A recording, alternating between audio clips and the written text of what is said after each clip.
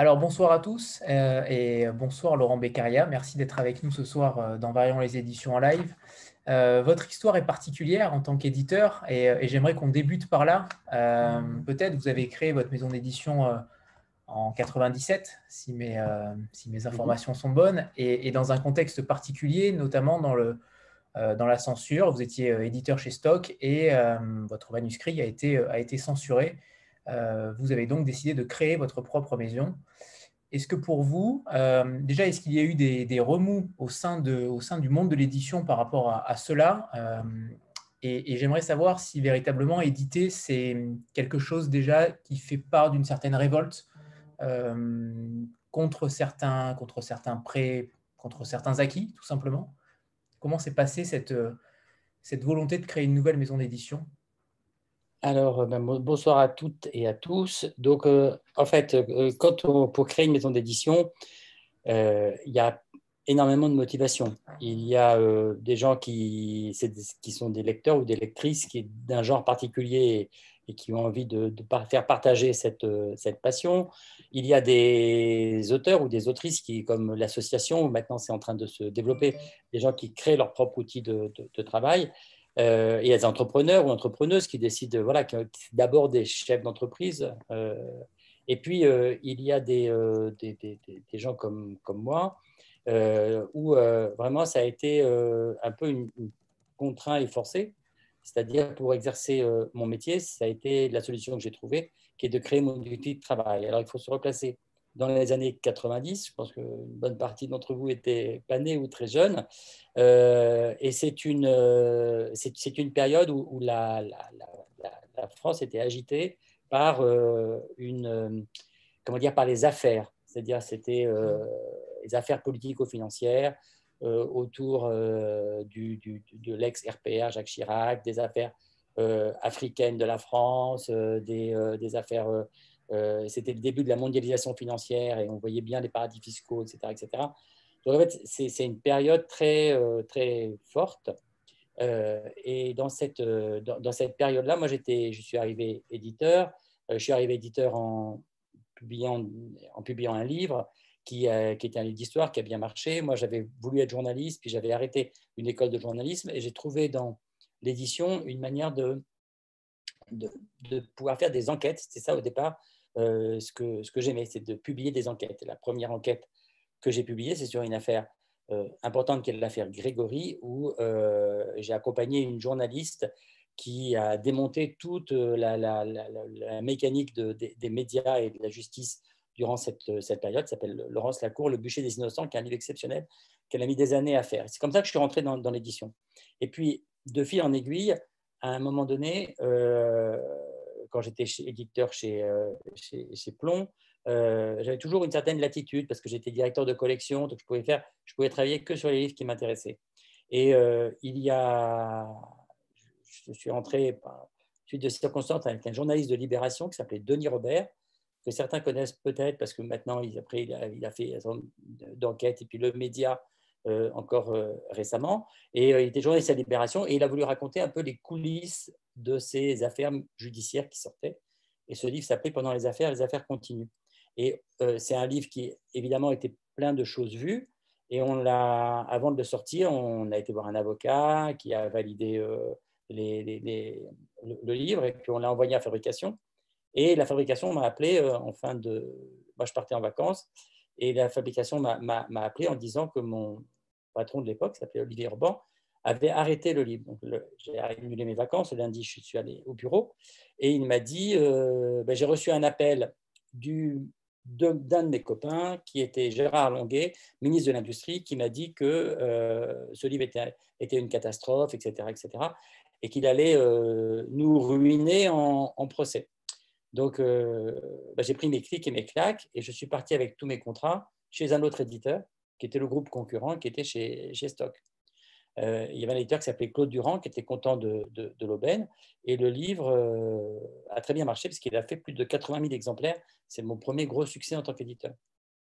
Et j'étais à peine arrivé chez Stock qu'une autre affaire est arrivée, une journaliste qui a commencé à travailler sur un accident d'avion que les gens oublient aujourd'hui, je ne sais pas si vous voyez, qui est François Baroin.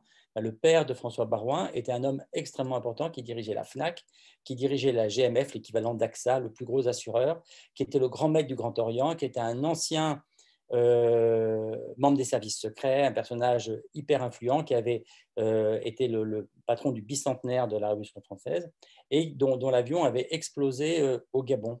Et en enquêtant sur cette histoire, elle est tombée sur une histoire extraordinaire qui est l'enjeu d'une guerre nucléaire entre la France et l'Iran. Et en travaillant sur ce sujet, comme Stock appartenait au groupe Lagardère, qui était un groupe d'armement, on a vu arriver énormément d'émissaires de Lagardère. Le numéro 2 de Lagardère s'est pris de passion pour Stock. Il y avait une espèce de tension autour de nous qui était très grande. Et j'avais dit à mon patron de l'époque, Claude Durand, il me dit, voilà, quand le livre sera fini, je vous l'apporterai et vous jugerez. Et donc, elle a fini d'écrire son livre. Je lui ai apporté. Et 2 jours après, il m'a dit, il faut que je te voie. Et j'ai dit, je viens avec l'auteur. Donc, je suis parti avec l'auteur dans son bureau. Et là, il suait à grosses gouttes, il transpirait, c'était assez spectaculaire. Et il a commencé par me dire que le livre ne valait rien. Et autant j'aurais accepté qu'il démonte tel ou tel point du livre, autant j'aurais accepté qu'il me dise, pour des raisons, j'aurais avoué la vérité. En fait, il m'a expliqué que le livre qu'il ne pouvait pas le sortir. Je dis, on peut le retravailler, tout ça. Non, non, non. Il voulait s'en débarrasser avec une...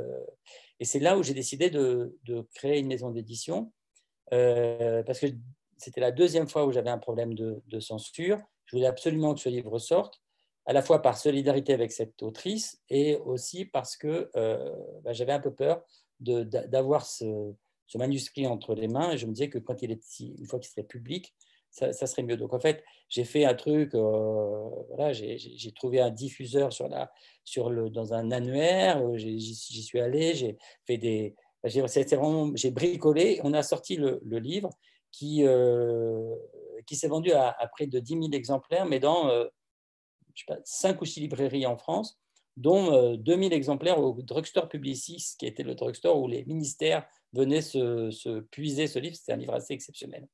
Et c'est comme ça que tout a commencé, parce que je me suis dit, 2 fois de suite, j'ai eu un problème de censure chez 2 éditeurs importants.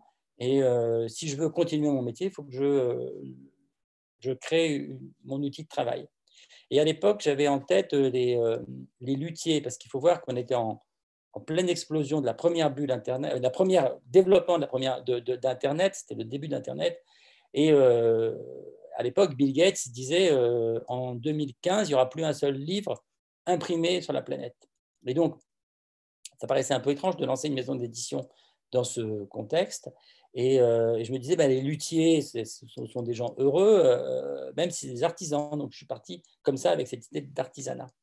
Donc, c'était l'aboutissement d'un processus, mais dans ma tête, jamais, quand j'ai commencé, je n'imaginais que je créerais une maison d'édition. Et quand j'ai créé une maison d'édition, je pensais que ça resterait très petit, voire même que c'était très fragile. Et il y a eu un paradoxe qui est que là où on pensait que le numérique allait finalement était quelque chose qui allait nous balayer, en fait, le numérique est quelque chose qui a permis à des tas de maisons d'édition d'éclore, et j'ai été le premier d'une très grande série, parce que justement, tout devenait facile. C'est-à-dire qu'on pouvait externaliser et travailler à distance avec des graphistes, avec des traducteurs, avec des correcteurs. On réduisait énormément un certain nombre d'étapes, ça devenait beaucoup moins cher. On pouvait acheter des droits avec 3 clics aux États-Unis, de livres, etc. Et en fait, le numérique a permis que des tas de jeunes éditeurs arrivent. Et il y a une dizaine de confrères ou de consoeurs qui sont nés dans la foulée des éditions des arènes. Et toute cette floraison de petites maisons que l'on connaît aujourd'hui, en fait, c'est des maisons qui sont nées depuis 20 ans grâce à cet écrasement, en fait, des processus qui sont, et ce côté horizontal qui est né du numérique. Là, comment est-ce que j'ai créé les arènes? Et après, c'est d'arriver petit à petit, un livre entraîne un autre livre, etc. Et puis, très vite, je me suis rendu compte que j'aimais travailler avec des gens. Donc, j'ai fait travailler des gens pour ne pas publier les livres que moi j'aurais publiés, mais d'autres. Et maintenant, on est un peu plus de 50, avec 2 maisons qui sont associées. L'Iconoclaste, que certains connaissent peut-être, qui est une maison vraiment littéraire, et les Arènes, qui est une maison plus généraliste, où il y a un peu de tout, on en parlera. Et on a mis ensemble, ce sont 2 maisons indépendantes, mais qu'on a mis ensemble des moyens, c'est-à-dire des moyens, la diffusion, le commercial, la comptabilité, la fabrication, etc. Voilà, j'ai Sophie peut-être de, été un peu long, mais voilà. c'est parfait, c'est parfait. Sophie de Civry qu'on a aussi reçue, donc en effet, le lien Voilà, est, et que le lien est parfait. je connais bien, parce que ça fait 30 ans qu'on vit ensemble et qu'on a 4 filles ensemble. Donc voilà, c'est quelqu'un que je connais intimement, mais on est très, très différents. Et justement, c'est complètement indépendant. Souvent, les gens me disent, mais Sophie a dû te dire, ou, ben non, non, pas du tout, parce qu'on vit dans 2 sphères différentes et c'est assez heureux, parce que c'est un métier très singulier et très personnel. Justement, par rapport au début de la maison, il y a eu des très beaux jours et puis après beaucoup de procès.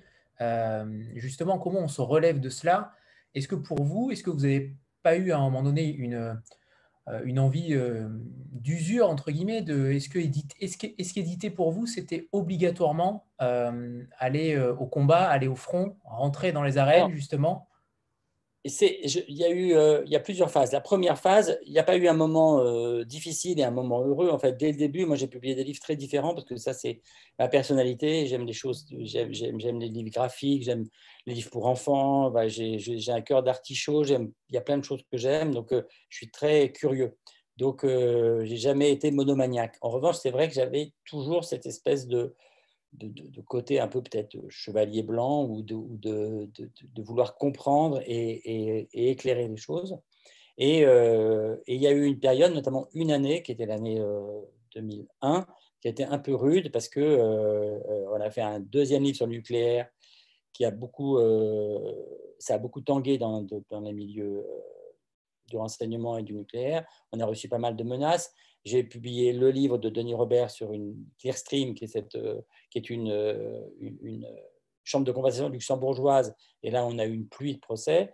Et j'ai publié un livre sur la politique française en Afrique, où j'ai 4 chefs d'État et le Quai d'Orsay qui m'ont fait des procès. Donc là, il y a eu un moment un peu rude. Et je me suis dit, il faut que je fasse attention de ne pas multiplier les fronts. Et ensuite, une fois qu'on a sorti de cette impasse, parce que d'abord, on avait travaillé sérieusement, donc les livres il y avait pas de, comment dire, était pas fragile sur le plan judiciaire, et parce que, contrairement à ce qu'on peut penser, la loi de 1880, elle protège énormément les journalistes et les éditeurs, et à moins vraiment de faire des attaques d'une très grande bassesse et avec n'importe quoi, la bonne foi et le travail de preuve permet de limiter les dégâts. Donc, après, une fois qu'on est sorti de ces procès, je me suis dit que je n'ouvrirai les fronts qu'un par un, justement pour ne pas devenir un spécialiste de la dénonciation. Alors, c'est assez étonnant parce que 10 ans après, Mediapart a réussi dans le domaine journalistique à développer à la fois sur le plan politique et des affaires. Mais je pense qu'un journal, c'est peut-être plus fait pour ça qu'une maison d'édition. Et une maison d'édition doit faire attention de ne pas être monomaniaque. Mais voilà. Donc, j'ai continué. Il m'arrive de temps en temps. C'est presque. Là, on a un livre sur le Rwanda. Je crois qu'on est à 50 procédures. Et on a dû en gagner 48 ou quelque chose comme ça. Donc, mais c'est beaucoup de travail. Vous n'envisagez jamais l'édition euh, alors, vous êtes un éditeur qui est très généraliste. Il y a Oui. peu, voilà, vous n'êtes pas un éditeur comme par exemple l'Iconoclaste avec une littérature blanche, mais justement, est-ce que vous n'avez pas cette envie, entre guillemets, d'être tranquille et pour éviter tous ces procès justement Je ne les cherche pas, et ces sujets-là? mais je ne les crains pas. Voilà. C'est-à-dire que là, ça fait euh, peut-être plusieurs mois que je n'ai pas un livre, entre guillemets, un peu chaud qui sort. Mais si ça arrivait, je ne fermerais pas la porte. Mais je ne les cherche pas. Voilà. En fait, moi, c'est ma curiosité et mon envie. Enfin, on en parlera. D'abord, il n'y a pas la mienne. Maintenant, il y a 10 éditeurs. Donc, il y a vraiment des personnalités très différentes. Mais dès le début, quand on voyait la première année des arènes, j'ai publié un roman érotique de Denis Robert, un énorme livre sur la politique française en Afrique, un texte de scène illustré d'un humoriste, un livre sur l'archéologie, un beau livre sur l'archéologie. Enfin, j'ai publié des livres extrêmement différents dès la première année. Et d'emblée, je me sentais plus proche de l'édition anglo-saxonne. Vous savez, où vous ne pouvez pas savoir, chez Penguin ou chez Father and Straw, tous les éditeurs, en fait, il n'y a même pas le nom de l'éditeur sur la couverture. Et les éditeurs ne sont pas reconnaissables entre mille. C'est-à-dire que ce qu'on a connu en France, ou ce qu'on connaît en France avec la collection blanche, avec Minuit, avec POL, etc., ces couvertures ultra minimalistes, c'est très français. Vous trouvez ça nulle part dans le monde. Et les codes sont vraiment d'une maison d'édition à l'autre. Par exemple, si vous allez voir en Italie, regardez le rayon de polar en Italie, c'est très très drôle. Il n'y a que des couleurs fluo. La dominante, c'est le fluo. Alors, on met du fluo, du vert, du rouge, du jaune, etc. Et nous, on a une dominante très noire et très, très... Voilà. Donc, chaque pays a ça. Et pour vous donner un exemple, j'ai un graphiste qui... il y a un grand graphiste américain que j'aime beaucoup qui s'appelle Chip Kidd. Je vous invite à aller voir son site. C'est Chip, C-H-I-P, et Kidd, il y a 2 P, je crois, et Kidd avec un D, où il y a qu'un P et 2 D, je ne sais plus, vous verrez. Et c'est le directeur artistique de Knopf, qui est l'équivalent du Gallimard français et américain. Et c'est vraiment exceptionnel ce qu'il fait. Et un jour, il y a un graphiste qui a voulu travailler avec lui et qui lui a apporté un livre de chez Gallimard. Et il l'a repoussé dédaigneusement en disant « Je ne touche pas les épreuves », parce que pour lui, un livre blanc comme ça, c'est un livre d'épreuves, ça n'a aucun intérêt. Voilà. Et c'est vrai que moi, j'aime bien les livres très, très différents. Et d'ailleurs, l'espèce de mosaïque que vous avez derrière vous montre le côté tout à fait... je préfère travailler livre par livre pour avoir la meilleure couverture pour chaque livre, le meilleur objet pour chaque livre, et non pas jouer le catalogue de l'éditeur, comme si l'éditeur était surplombé les livres.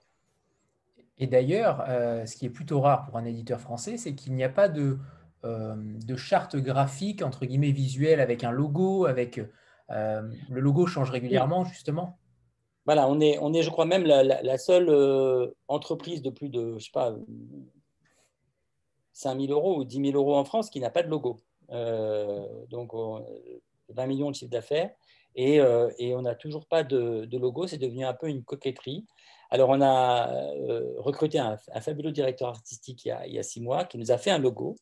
Mais ce logo, on l'utilise en fait en interne pour la comptabilité, le travail, mais pour la communication externe, mais pas du tout sur les livres. Et il est très attaché aussi à garder cette particularité des arènes, qui a pas voilà, le fait qu'on va écrire les arènes en tout petit, en gros, en capital, en lettres anglaises, comme vous voulez, c'est pas un souci. Il y a même des livres. On a sorti un beau livre qui s'appelle Il sème, de photos d'homosexuels des Américains du début du dernier siècle.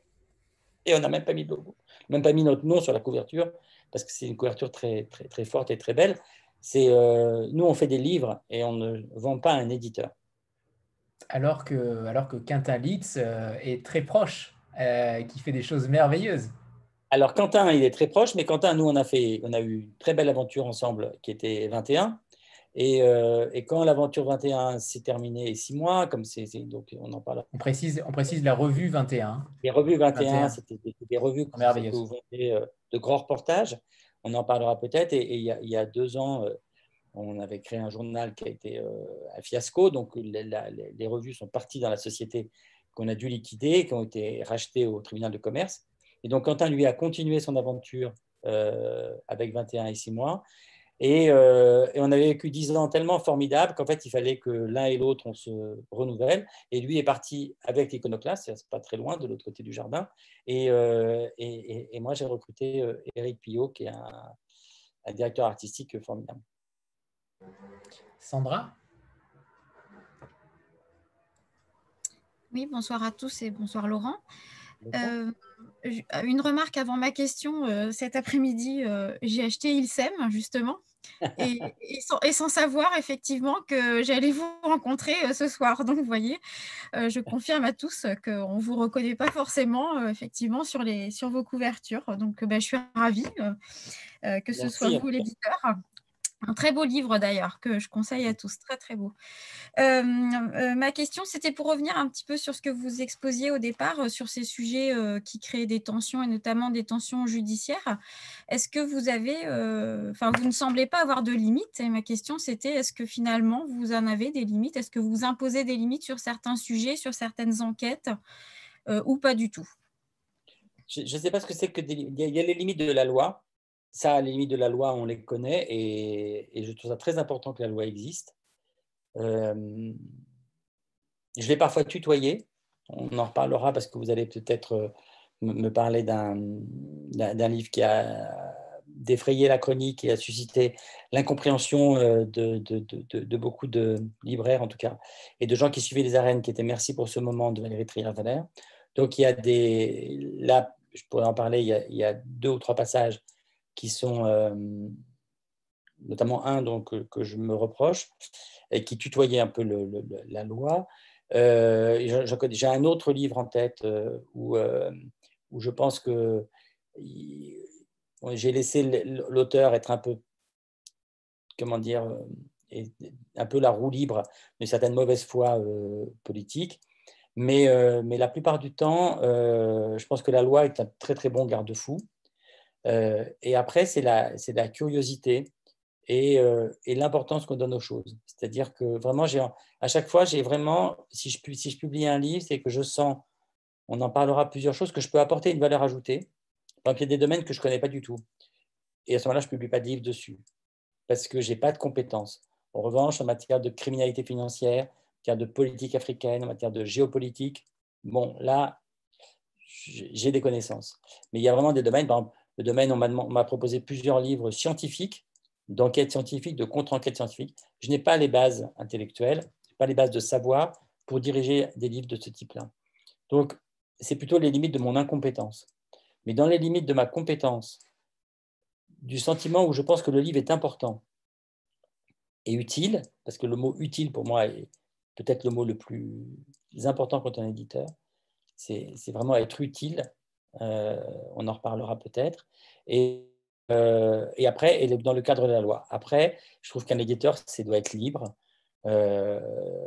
C'est un éditeur qui ne doit pas aller dans les cocktails, il ne doit pas avoir la Légion d'honneur, il ne doit pas chercher à se faire bien voir. Et c'est formidable, quoi. Cette liberté-là, c'est intrinsèque à l'édition. Vous citiez d'ailleurs Albert Londres avec cette citation « Porter la plume dans la plaie ». Est-ce que véritablement c'est ce qui vous définit en tant qu'éditeur? Oui, ou je ne sais pas si c'est vraiment porter la plume dans la plaie, mais c'est j'ai plutôt la liberté. Je pense que c'est vraiment fort, la liberté. J'adore la liberté et je la respecte chez les autres et je me l'octroie beaucoup. La liberté de déplaire, la liberté de faire quelque chose d'original, des chemins de traverse, ça oui. Mais la responsabilité, ça va avec la liberté, c'est qu'il faut assumer ses actes et ses erreurs, et Dieu sait si on en fait. Tout à l'heure, vous parliez de ces limites de vos connaissances, mais est-ce que vous vous entourez quand même? Et est-ce que vous êtes le seul, j'imagine que vous n'êtes pas le seul éditeur aux arènes, vous vous entourez d'une équipe éditoriale, euh, j'imagine. Et est-ce que uniquement vos compétences rentrent en jeu quand vous choisissez un manuscrit ou au contraire, imaginons que vous ayez un collaborateur qui a d'autres connaissances, vous pouvez lui faire Ah bah oui, confiance pour... bien sûr. D'abord, on est 10, je dis 10 éditeurs très différents. Et sur une année, je pense que les 3/4 des livres, j'aurais été incapable de les publier moi-même. Parce que je n'aurais pas eu les compétences pour les publier. Soit les compétences graphiques, soit les compétences c'est pas mon univers. Je ne suis pas un spécialiste d'éducation, je ne suis pas un spécialiste de littérature de voyage, je ne suis pas un spécialiste de polar, je ne suis pas un spécialiste de bande dessinée, etc., etc. Tous les différents domaines que l'on peut couvrir. Donc, moi, je fais confiance aux éditeurs. Simplement, quand ce sont des livres qui sont des livres compliqués, des livres difficiles, qui sont risqués, là, c'est vrai que j'ai besoin de... je fais confiance. Il y a 2 éditeurs, par exemple, qui sont capables de porter des livres comme ceux-là, mais on est en double commande parce que moi, je suis responsable, je suis coupable. Il y a une chose qu'on oublie, c'est que dans les affaires de diffamation, l'éditeur est coupable et l'auteur n'est que complice. Hein, c'est quelque chose qui est très simple à comprendre. Si je suis tout seul chez moi et que je dis, je ne sais pas quoi, Emmanuel Macron, c'est lui qui a introduit le virus de la Covid en Europe, bon, je peux dire ce que je veux quand je suis chez moi. Je peux raconter n'importe quoi. Si je le dis devant vous et que vous l'enregistrez, ou si je le dis dans un bistrot, ça s'appelle de l'injure publique. Si je le dis à la radio ou à la télévision, c'est déjà un degré supplémentaire. Mais si je l'écris, en fait, celui qui est responsable, c'est celui qui le publie. Parce que si je l'écris sur mon journal intime, personne ne le saura. Ce n'est pas un délit. Vous pouvez raconter n'importe quoi. Mais le publier, c'est ça le délit. Et donc, l'éditeur est le premier responsable. C'est normal. Parce que c'est lui qui prend la responsabilité de diffuser les écrits dans le public. Donc, à partir du moment où moi je suis le responsable, je signe, il faut quand même que je connaisse ce sujet. Et c'est pour ça que j'aurais même un éditeur très très calé dans un domaine, je serais quand même inquiet de lui donner carte blanche, parce que cette responsabilité-là, elle ne se partage pas. Mais le reste du temps, les 3/4 des livres qui paraissent, c'est des éditeurs qui l'ont voulu, et même quand je ne suis pas toujours convaincu, ben, je leur fais confiance. Merci Laurent. Jennifer ou Franck? Je ne sais plus. C'est moi. Bonsoir. Bonsoir. Ma question était la suivante. Est-ce que vous avez des regrets, enfin, vous avez un regret éditorial, quelque chose que vous auriez voulu publier, ou vous avez hésité, vous ne l'avez pas fait, des choses comme ça? On a beaucoup de regrets, c'est-à-dire que je vais vous en citer plusieurs que vous allez tout de suite voir. En fait, je n'ai pas de regrets dans le sens où je pense qu'à chaque fois, on fait notre travail. Voilà. Et que je pense que quand on dit non, vraiment, à un livre qui, par ailleurs, méritait d'être édité ou qu'après coup, je me dis, mais on aurait dû l'éditer, je sais qu'au moment où on a pris la décision, on a vraiment fait notre travail.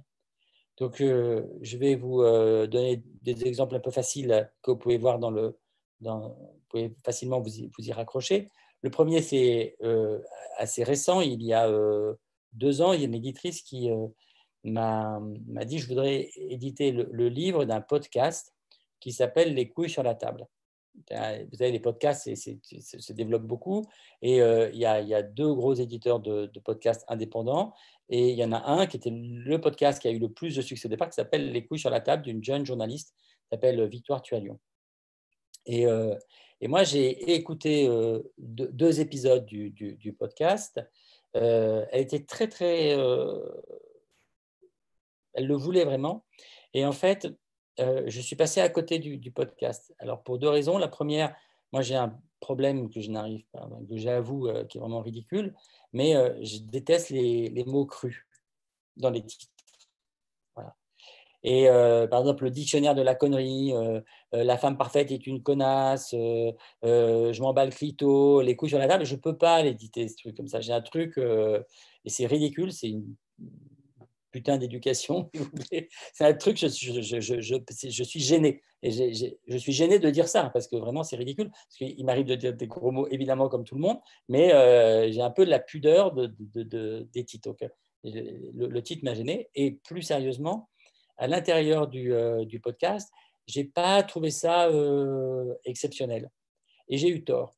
Et j'ai eu tort sur le titre, bien sûr, mais j'ai eu tort parce qu'après coup, j'ai lu des entretiens de Victoire Tualion et j'ai vu l'effet qu'il avait sur les auditrices ou les auditeurs qui l'écoutent. C'est qu'en fait, il y a cette génération énorme, cette révolution qui est en train de se passer autour du féminin. Et il y a un besoin d'avoir moi je trouvais ça pas de très haut niveau dans les sujets abordés. Or, justement, c'était ça qui est intéressant dans ce podcast, c'est que c'est tous les aspects de la condition féminine aujourd'hui, de la remise en cause du patriarcat, de tout ce qui est en jeu autour de la sexualité et des rapports hommes-femmes qui sont traités dans ce podcast. Et la jeune femme, Victoire Tualion, a fait ne trouvait pas d'éditeur, a fait un crowdfunding. Elle a eu 5000 commandes, 5000 livres sont partis, et après, ils l'ont édité. Ils ont édité eux-mêmes, ils en sont à plus de 30 000. Donc là, vraiment, c'est typique d'un livre que je me suis trompé, c'est une erreur de jugement, mais j'ai travaillé sur le moment, et on a dit non à ce moment-là. Alors après, je vais vous donner un autre exemple alors là, qui est plus amusant. C'est il y a 5 ans, un éditeur s'est passionné pour les recherches qui sortaient sur il aimait beaucoup la nutrition, sur les neurones de l'intestin. C'était sorti, c'est-à-dire qu'on a dans notre intestin autant de neurones que dans le cerveau d'un chien. C'est notre deuxième cerveau. Et ça a été mis au point par les chercheurs finalement assez récemment, vulgarisé assez récemment. Et donc, on a cherché un livre sur le sujet. Et il y avait une jeune femme allemande qui commençait à marcher très fort avec un livre qui était le charme discret de l'intestin. Et donc, on a fait une fiche de lecture sur le livre. On a regardé des émissions de cette jeune femme. On a regardé aussi d'autres livres américains de professeurs. Et on s'est réunis. Et on a une éditrice qui est très forte, puisque c'est notre éditrice de psycho, qui était avant chez Odile Jacob, qui fait un tiers du chiffre d'affaires de la maison, qui est vraiment une femme exceptionnelle. Et elle nous a démontré par A plus B qu'il ne fallait pas prendre le livre, en disant, les gens, elle sortait de chez Odile Jacob, elle disait, les gens veulent le professeur X ou la professeure Y, mais elle n'est que interne en médecine. Deuxièmement, elle est très charismatique, mais elle parle allemand sur les talk-shows allemands, mais en France, personne ne l'invitera parce qu'elle parle allemand. Et troisièmement, regarde dans le livre, elle me citait des passages du livre où on expliquait, alors vous allez croire que j'ai un problème avec toutes les questions plus vulgaires, mais de la crotte qui était plus ou moins dure ou molle, etc. Et elle m'a dit cette phrase, les Français n'ont pas le même rapport, les Allemands n'ont pas le même rapport au corps que nous. Et donc, en conscience, après avoir travaillé et discuté 2 heures, on décide de ne pas faire le livre. Et puis, Actes Sud achète les droits quelques semaines après. Hein. Ce n'est pas un livre sur lequel pas des enchères dans l'édition. Et le livre a le destin que l'on sait. Et je racontais souvent cette histoire au moment où le livre avait un best-seller pour dire, voilà, nous, on fait notre métier, on est bien obligé de choisir, on réfléchit et puis parfois on se trompe. Mais là où il y a un côté savoureux de l'histoire, c'est que 2 ans après, je vois apparaître sur les listes de meilleures ventes allemandes le livre d'un forestier sur les arbres, et le titre m'amuse, c'est l'appel La vie secrète des arbres. Je ne parle pas allemand, mais je fais du Google Trad, il est derrière vous, et ça m'a l'air intéressant. On commande une fiche de lecture, la fiche de lecture est très positive, et on se réunit tous ensemble. Et on hésite, on réfléchit, on dit ça pourrait être intéressant, mais on n'a jamais fait de livre de nature, et c'est quand même passionnant tout ce qu'il raconte et tout. Et la même éditrice nous dit, mais attention, les Allemands n'ont pas le même rapport à la forêt que les Français. Et ça m'a tellement amusé par rapport à ce qu'elle m'avait dit sur le charme discret de l'intestin, que je lui ai dit une fois, mais pas 2. Et j'ai pris le livre à cause de cette phrase. Elle ne m'aurait pas dit cette phrase, peut-être qu'on aurait hésité. Et on en est à 1 million d'exemplaires de ces différentes éditions de La vie secrète des arbres. C'est vous dire que bon, tout n'est pas aussi drôle que ça, ni simple que ça. Il y a plein de choses qui sont en zone grise. Mais quand on a des regrets, je pense qu'il n'y a aucun livre oui, il y a des livres que j'ai ratés parce que je ne pouvais pas les avoir. Je me rappelle, je suis tombé en voyage sur Les rêves de mon père de Barack Obama. À l'époque, il était candidat à la primaire contre Hillary Clinton, et il était un candidat qui n'était pas favori. J'ai adoré ce livre. C'est un livre exceptionnel.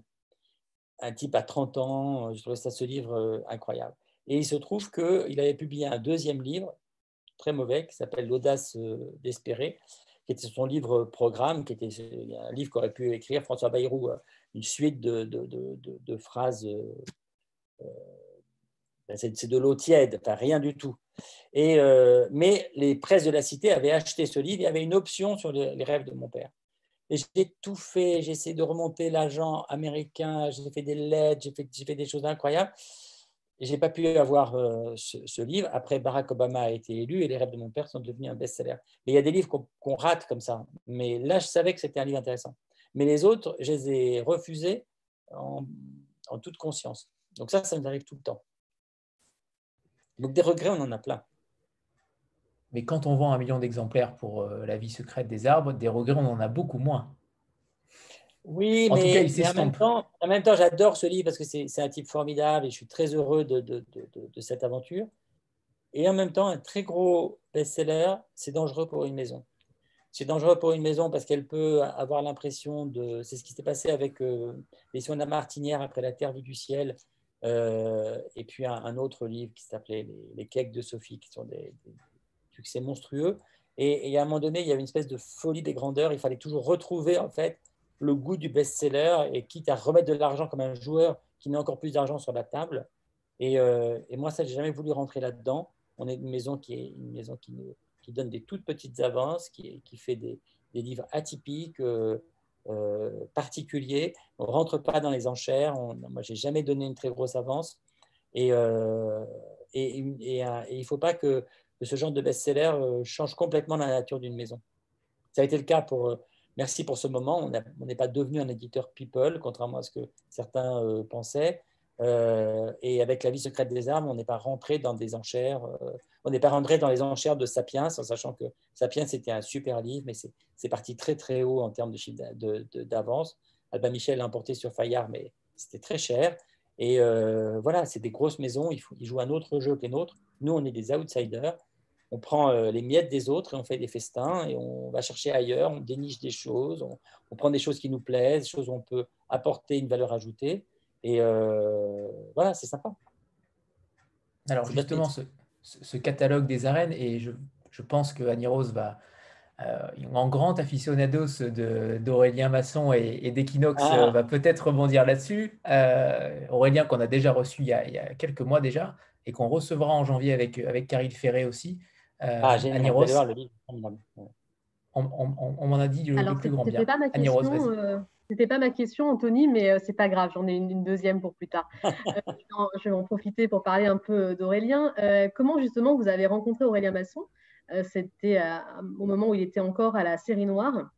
Et comment vous avez eu envie de créer une collection polar avec lui? Alors, pour tout vous dire, moi, quand j'ai toujours été un très gros lecteur. Alors, j'ai toujours été un très gros lecteur de thrillers, de polar et de romans noirs. Ça, toujours. Et comme je lis beaucoup de littérature, sauf qu'en littérature, je ne me sentirais pas, pour une raison, je ne me sens pas à l'aise avec les auteurs de littérature classique qui sont très, très, très, très sensibles. C'est de l'accompagnement psychologique pour lequel je ne suis pas doué, enfin, pas ce type de délicatesse en tout cas. Et puis, et je pense qu'il y a un milieu littéraire qu'il faut fréquenter, il faut connaître les journalistes, il faut aller dans les salons et tout. Et ce n'est pas du tout mon charisme, je suis un peu un ours, je suis un peu timide, etc. Ce n'est pas le genre de choses je ne me sens pas à l'aise.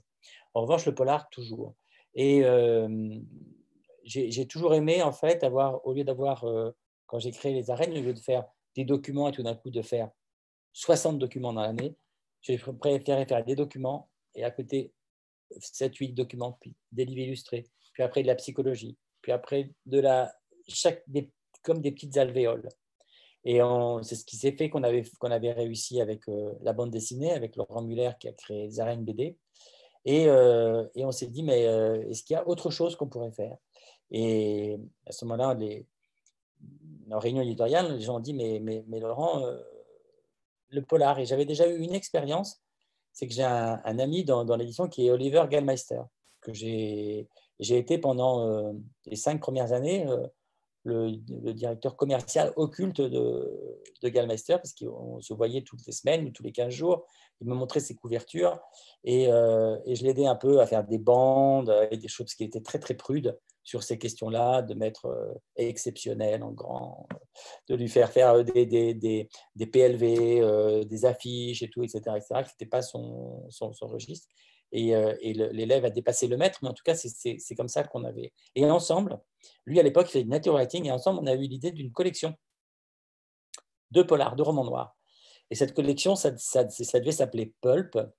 Et on a acheté les premiers titres, on a fait les couvertures, on l'a présenté aux représentants. Et c'était au début des arènes, ça devait être en 2004 ou 2005. Et au dernier moment, on s'est rendu compte que soit on allait se fâcher, soit il fallait que chacun reprenne sa liberté. Parce que on était une maison qui était maison de pur doc à l'époque, et avec des lancements un peu puissants, du commerce, etc. Enfin, moi, j'ai beaucoup de rencontres en librairie, un truc très offensif. Et l'édition de littéraire, qui était plus de catalogue, plus froide, sur lequel on préparait les livres 6 mois à l'avance et tout, ben, les deux rythmes ne coïncidaient pas. Et donc, on a repris notre liberté l'un et l'autre. Et lui, il s'est mis à faire du polar, et il l'a plutôt bien fait. Et d'ailleurs, ce qui est assez drôle, c'est qu'on avait ces livres qu'on avait achetés. Il fallait bien que j'avais acheté les traductions, etc. Et donc, j'ai eu l'idée d'appeler François Guérif chez Rivage, le grand éditeur de polar, et de faire un déjeuner. J'ai fait un déjeuner avec François Guérif, que je ne connaissais pas, Oliver, et donc François qui ne connaissait pas non plus Oliver. Et on s'est assis, ils ont commencé à parler, et moi, je n'ai pas dit un mot de tout le repas parce qu'ils ont parlé comme c'était un coup de foudre. Ça a été incroyable, ils avaient les mêmes références, les mêmes connivences, les mêmes choses comme ça. D'ailleurs, maintenant, le fils de François travaille avec Oliver, François travaille aussi avec Oliver. Et donc, moi, et François Guérif a repris les livres qui sont partis chez Rivage. Mais j'avais ce truc sur une note là, il se passe quand même quelque chose. Et je me suis dit, pourquoi pas retenter, parce que la maison est différente. Maintenant, il y a plus d'alvéoles, il y a plus d'éditeurs, et on peut imaginer de nouveau du polar. Et on m'a parlé d'Aurélien Masson. J'ai regardé des interviews de lui et tout. Je me suis dit, tiens, ça pourrait coller. Donc, je lui ai écrit. On s'est vu dans son repère, qui est du côté de la gare de Lyon, qui est un café effroyable, dégueulasse, et dans lequel on vend de la bière pas très bonne et du vin blanc, je vous jure, mais vraiment de la piquette. Et il m'a saoulé et on s'est tapé dans la main en sortant. Voilà. Et il n'a pas dessoulé, moi non plus. Et il est toujours dans la maison. Alors, ça a été une vraie aventure, Equinox, parce que c'était une aventure. Il fallait imposer quelque chose de neuf dans une maison qui n'était pas une maison littéraire. Lui venait de 20 ans de série noire, même s'il est jeune, il avait commencé très jeune. Il avait des auteurs avec lesquels il avait une relation extrêmement forte, Caril Ferré et DOA. Et ça a été un peu comme quand vous transplantez un arbre pour le mettre ailleurs. Ça ne peut pas être le même arbre, en fait. Il faut inventer autre chose. Il faut qu'il trouve d'autres racines, il faut qu'il se développe différemment. Il n'a pas la même couleur, il n'a pas la même... Et ça a été un peu conflictuel avec DOA qui nous avait promis un livre et nous a donné un livre complètement différent à l'arrivée, qu'on a refusé parce que c'était un livre sadien très de tout petit public, alors qu'il nous avait expliqué que ça allait être le grand livre thriller et qu'il fallait qu'on en vende 100 000, et c'était absolument impossible pour nous. D'ailleurs, Gallimard en a vendu 850 parce que c'est un livre très pointu, et il nous aurait dit, moi je fais un livre très pointu, je l'aurais pris, mais pas vendez-en 100 000 alors que le livre était un livre extrêmement dur. Et donc, il y a eu une espèce de rupture au début affective avec Aurélien. La collection Equinox a commencé au moment où il y avait ce fiasco de ce journal Hebdo. Donc, la maison était en crise. Et donc, les débuts ont été chaotiques. Et puis, petit à petit, la greffe a pris. Il y a eu un énorme travail auprès des représentants, un énorme travail auprès des auteurs. Et la greffe est vraiment en train de prendre. de mois en mois, on est de plus en plus content de la collection. Puis comme Aurélien, là, on travaille sur 2023 avec lui. Donc, vous voyez, il est très longtemps à l'avance. Et j'ai appris à travailler longtemps à l'avance avec les éditeurs de littérature, ce qui n'était pas du tout le cas à l'époque où je travaillais avec Oliver. Voilà. Et ça apporte énormément à la maison, parce que c'est des livres, là, il y en a derrière vous, c'est autre chose. C'est une littérature que j'adore. C'est une littérature qui ne se prend pas au sérieux et qui pourtant est très puissante, qui se permet tous les gens, qui a cette liberté. Et vous savez là maintenant que j'adore la liberté. Il nous avait parlé de ce fameux programme 2023, justement. On était tous assez surpris, mais il travaille ainsi et c'est toujours assez surprenant. Donc, d'un côté, on a Equinox, de l'autre, on a quand même les arènes BD qui a un gros fond, qui commence à avoir un véritable fond. Oui. J'aimerais bien qu'on parle justement de cette collection-là. Comment est-elle née? Est-ce qu'il y avait un besoin graphique de créer cela au sein des arènes ou ça s'est fait totalement fortuitement? Alors, donc, quand on a lancé la revue 21 avec Patrick Saint-Exupéry, tout de suite, la bande dessinée était au cœur de la revue, puisqu'on avait fait 30 pages de bande dessinée de reportage. Et dès le premier numéro, il y en avait dans tous les numéros, et on a adoré ça. Il se trouve qu'on a publié 2 ou 3 bandes dessinées qui étaient dérivées de 21 pour faire plaisir aux auteurs. C'était pas très concluant. Et puis un jour, un de nos éditeurs, qui est le plus vieux de la maison avec moi, qui est là depuis 20 ans, mais il a commencé lui à 22 ans, donc il est beaucoup plus jeune. Et il a acheté un livre qui s'appelle Economics, que certains ont peut-être déjà vu, qui est l'histoire de l'économie en bande dessinée. Un gros livre rouge comme ça, en noir et blanc, assez haut de gamme. Et on a publié ce livre à 4 000 exemplaires, il en est à 250 000. On en vend 20 000 par an, 20-25 000 par an. Et ça nous a montré qu'il y avait vraiment quelque chose à faire en bande dessinée de sciences humaines. Et un an après, j'ai un éditeur, un ancien de chez Glénat, qui avait monté une maison d'édition qui s'appelait 12 bis, qui avait fait faillite. Et il avait quelques livres qu'il voulait placer de son programme. Donc il m'a contacté. Le livre, ce n'était pas tellement pour nous, mais j'ai aimé cet homme. C'est le flux dépassé, la communication. Et on a commencé à parler. On a parlé 3 heures le premier jour. Puis on a essayé d'aller rendez-vous la semaine d'après. On a reparlé 2 heures. Et je lui ai dit, voilà, ce que tu peux faire, c'est venir. Et on voit ce qui peut naître. On fait un essai pendant 1 an. Et je te paie en droit d'auteur. À l'époque, on pouvait. Et on voit ce que ça donne. Et si on voit qu'au bout d'1 an, il y a des projets intéressants qui naissent, on lance le secteur. Et il y a eu cette osmose entre nous. Donc, il est arrivé avec ses projets, ses histoires. Mais ce qui marche très, très bien, c'est la BD de sciences humaines chez nous. C'est-à-dire, on a une collection qui s'appelle L'incroyable histoire. Il y a l'histoire du sexe, l'histoire de la médecine, l'histoire de la littérature, du canard enchaîné, de la psychologie. Enfin, il y en a beaucoup. Et les ventes sont impressionnantes. Là, on a sorti une super BD avec Léla Simani et Clément Aubrerie, qui s'appelle À main nue, sur la première femme chirurgienne esthétique. On publie des livres de poétique fiction. Enfin, on adore ça. Et on a fait travailler ensemble des auteurs de littérature, des auteurs de documents et des auteurs de bande dessinée. Et ça fait un travail extraordinaire. Par exemple, il y a un auteur qui est venu me voir, que j'aime beaucoup, qui est un très grand journaliste du Monde, qui est un grand spécialiste des questions de terrorisme. Et il voulait faire un livre il avait accès à tout le dossier. Il avait enquêté pendant 1 an et demi sur la cellule qui a fait les attentats du Bataclan. Comment est-ce qu'elle est arrivée, comment elle a été recrutée, tout son périple en Europe, les 4 ou 5 moments où ils ont été à 2 doigts de se faire arrêter, etc., jusqu'après au dénouement final et la traque en Belgique. Et c'est un énorme document. Et on est parti dans une bande dessinée, c'est 2 ans de travail qui sortira en août prochain. Mais c'est un travail acharné et ça va être un livre exceptionnel. Et c'est un livre qui sera encore plus fort en bande dessinée qu'il aurait pu l'être en document. Annie Rose. Et on a des aventures extraordinaires. On va sortir au mois de mars un livre qui est le plus beau livre depuis le début des arènes BD qui s'appelle Dessiner encore de Coco. Coco, c'est la journaliste de Charlie Hebdo qui a tapé le code. Elle était sortie fumer une cigarette et elle a eu les frères Kouachi avec le Kalachnikov sur la tempe. Et donc, elle fait un livre de 350 pages, graphiquement, mais sublime, en passant du noir et blanc à l'aquarelle, d'une inventivité visuelle incroyable. Elle a mis 3 ans à le faire. Elle raconte à la fois son histoire, sa culpabilité, l'intime, comment est-ce qu'on vit avec ça. Elle raconte l'histoire de ce drame.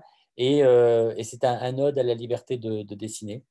Donc ça, des livres comme ça, la BD chez nous, c'est devenu un mode d'expression puissant. Et je pense que dans les années qui viennent, ça va devenir absolument énorme. On voit qu'Albin Michel Simé a fait une très belle adaptation de Sapiens, la revue dessinée avec Le Seuil a sorti le livre, Delcourt a sorti les algues vertes, là il a sorti quelque chose sur les déchets nucléaires de Bure avec Le Seuil, et La Découverte vient de sortir une biographie de Frantz Fanon. Il y a plein de choses à faire en bande dessinée, dans la jonction entre la bande dessinée et les sciences humaines, plus qu'à mon avis qu'avec la littérature. Ça ne va pas tellement ensemble. Il y a des romans graphiques qui sont des œuvres littéraires, mais je ne crois pas beaucoup à la collaboration de romanciers ou de romancières et de BD. Et on a également Au cœur de la vague de Chapat. Oui, il y a Au cœur de la vague de Chapat. J'adore Chapat parce que c'est le grand dessinateur du New York Times et du Temps en Suisse.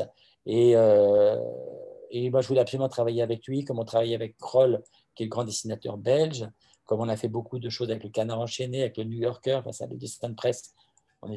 Cabu était un voisin, on a publié 2 livres de Cabu, il venait le matin en passant nous dire bonjour, prendre un café. Donc, on a ça dans le sang. Et Chapat donc, a fait ce travail sur le Covid en Suisse que j'aime beaucoup,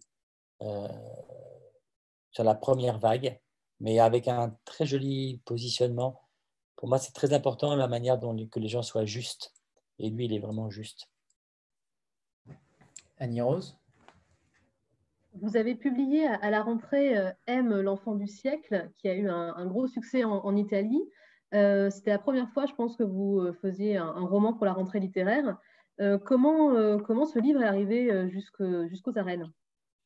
Eh bien, comme souvent, en fait, les agents, ils cherchent 2 choses. Ils cherchent d'abord un éditeur, un grand éditeur. Ils vont faire la tournée du Seuil, de Fayard.